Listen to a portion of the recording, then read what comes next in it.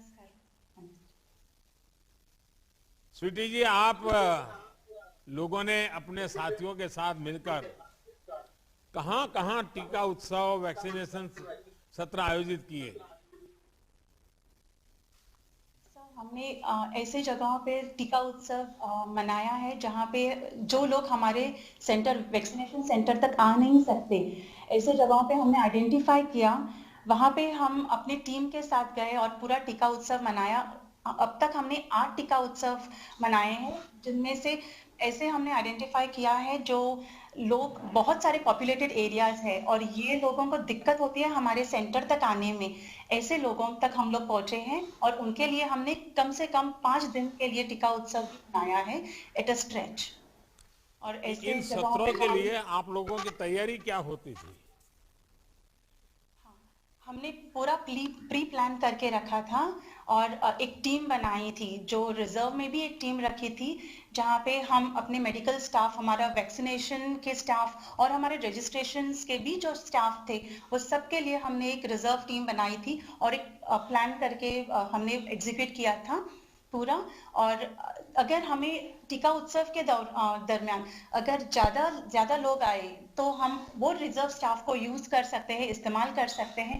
Plus अगर टीका उत्सव के वक्त अगर कोई बेनिफिशियरी हमारे तक न पहुंच पाए तो हमने ऐसा भी प्रबंध करके रखा था कि ट्रांसपोर्टेशन फैसिलिटीज लोकल बॉडीज के माध्यम से, लोकल बॉडीज के जो भी हमारे कार्यकर्ता है या हमारे एरियाज में जो भी हमारे मिनिस्टर्स है, हमारे ऑफिशियल्स हैं, डिस्ट्रिक्ट मजिस्ट्रेट्स के जो भी ऑफिशियल्स हैं, इन सब की सहायता लेके हमने ये आगे बढ़ाया था टीका उत्सव और मतलब हम कि सफल आपको हुए। स्थानीय लोगों का, जनप्रतिनिधियों का, सबका सहयोग मिला।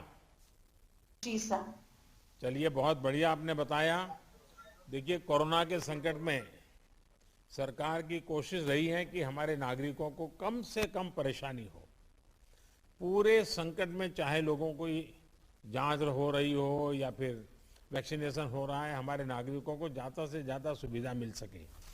आज देश के पास देश में बनी वैक्सीन है।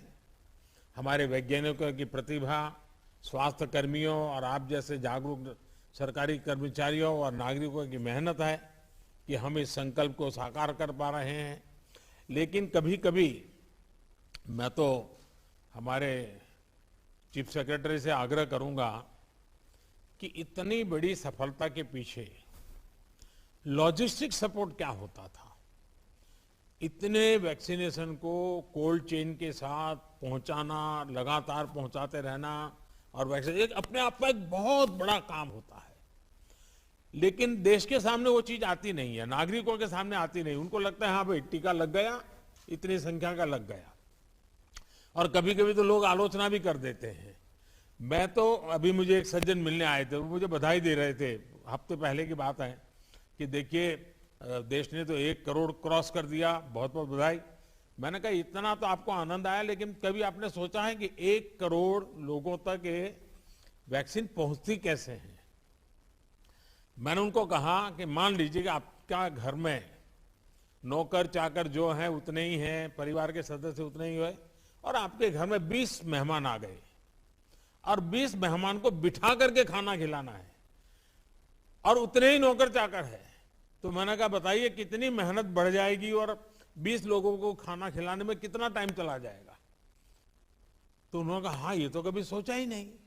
यानी देश में, हिंदुस्तान के कोने कोने में समय पर वैक्सीन, क्योंकि उसका एक्सपायरी डेट भी रहती है, उसके टेम्परेचर का भी इश्यू रहता है, कितना बड़ा लॉजिस्टिक सपोर्ट सरकार को 24 घंटे किस प्रकार से काम करना पड़ता है, वो चीजें अभी तक देश के नागरिकों तक पहुंची नहीं है।